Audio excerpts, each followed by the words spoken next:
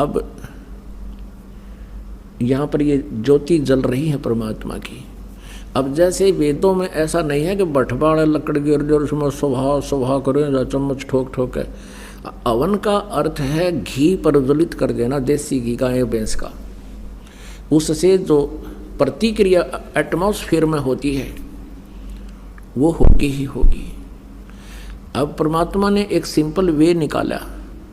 एक रुई, एक 100 ग्राम रुई, गणित 200 ग्राम रुई से आप चाहे 2 क्विंटल घी सवा कर लो, और यदि लकड़ियों में डालोगे तो उसमें मनमाना है 20 किलो लकड़ियों में काम बने। तो 20 किलो लकड़ी जड़ेंगी, उनसे कार्बन डाइऑक्साइड अधिक हुआ। और एक 100 ग्राम 150-200 ग्राम रुई जड़ेगी, उसमें कार्बन डाइऑक्साइड बहुत ही कम होगा। और हवन घी प्रज्वलित होगा, उसका जो वाष्पीकरण हो करके पूरे ब्रह्मांड में इसका बहुत तीव्र गति से इफेक्ट होता है, जिससे वर्षा होती है। तो अब ये धार्मिक अनुष्ठान पूरी पृथ्वी पर प्रारंभ हुआ है। तो ऐसे परमात्मा बहुत अच्छी तरह समय समय पर वर्षा किया करेंगे, जो पूरा विश्व इस तरह की साधनाएं किया करेगा। यहाँ तो हवन हो ही रहा है। अब लगभग 600 पाठ हैं, और 600 का मतलब 600 किलो देसी घी यहाँ हवन होगा, 6 क्विंटल का, इन 4 दिन में। और प्रति महीने 5 क्विंटल घी का लगभग हवन हो रहा है परमात्मा कबीर जी के आदेश अनुसार। एक यज्ञ है धर्म की, दूसरी यज्ञ है ध्यान, तीसरी यज्ञ है हवन की, चौथी यज्ञ प्रणाम। यहाँ प्रणाम करते हैं भगवान को, आत्मा में विनम्रता आती है, अहंकार दूर होता है। परमात्मा तभी निकट आता जब हमारे अंदर से ये करड़ापन कम हो जाएगा। हमारे अंदर ये जो अहंकार है बेमतलब का, बगैर ज्ञान के अहंकार किया करते थे, अदरंग मार जाता अफलातून को, बांगा मुँह हो जा, आँख टेढ़ी हो जा, मुँह को पानी निकले, माखी निकले और बड़े हाथ भी ना उठे, क्या का बीमारी इस मिट्टी का। लेकिन काल ने तो कर्म बिगड़वाने से मतलब है। और 5वीं यज्ञ है ज्ञान की। तो ये सभी धार्मिक अनुष्ठान शास्त्र अनुकूल जो प्रारंभ हुए हैं, इससे पूरे विश्व में सभी समृद्ध हो जाएंगे। और सबसे बड़ी बीमारी जो हमारे लगी हुई है या माया जोड़न की, एक कोठी की बजाय 2 कोठी बना लो, फिर 3 बना लूँ, छोटी कार ले ली, फिर ने सोचा 20 लाख की ले लूँ, ये बकवाद ख़त्म हो जाएंगी आपकी कति। और लोग दिखावा ब्याह शादियों में बकवाद, डीजे बजावें, कितने लाखों रुपये दान करें, दहेज दें। तो ये इस प्रकार की बिल्कुल आपकी आत्मा हट जाएगी इन बकवादां से।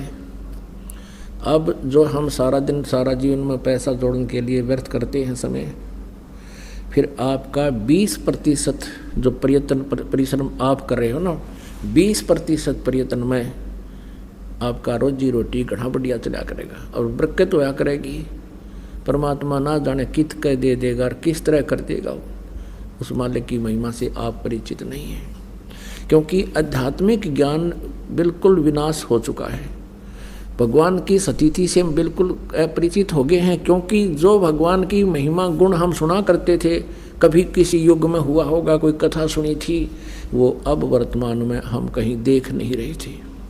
इसलिए हम उन कथाओं को एक आस्तिक होने के नाते झुठला भी नहीं सकते थे। लेकिन वर्तमान में हमारे साथ ऐसी घटना जो भगवान किया करता है, जो भगवान बचाव किया करता है, वो नहीं हो रही थी।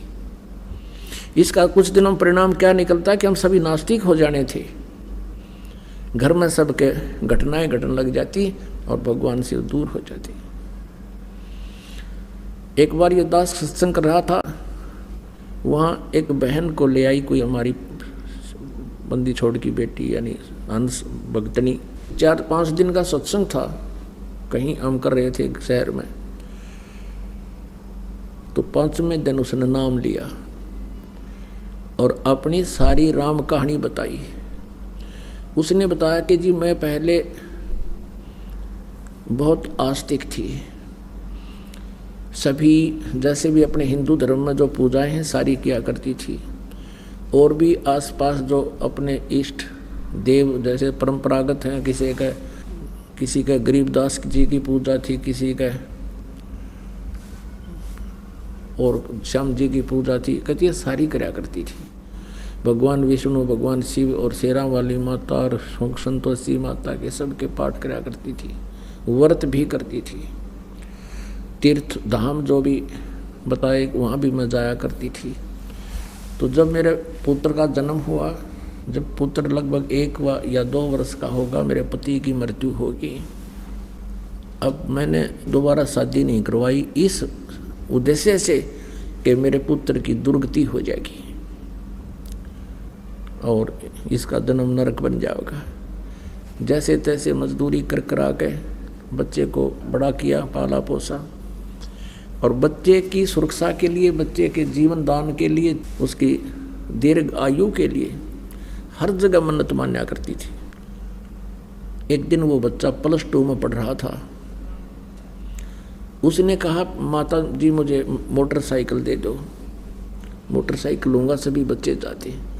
अब मैं डरती थी कहीं मेरा बेटा दुर्घटनाग्रस्त ना हो जाए, चोट ना लग जा। मैं नहीं चाहती थी उसको मोटरसाइकिल दूँ, लेकिन वो दुखी घना हो गया। और मैं ये सोचती थी कि कहीं ये बेटा न्यू महसूस ना कर ले, आज मेरा पिताजी होता तो मुझे सब वस्तुएं मिलती और माँ मुझे ये उपलब्ध नहीं करवा रही।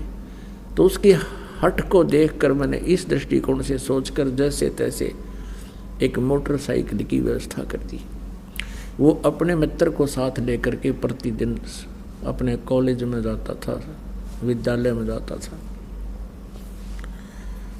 एक दिन बता रही थी कि मैंने खाना बनाया, बच्चे को खाना खिलाया।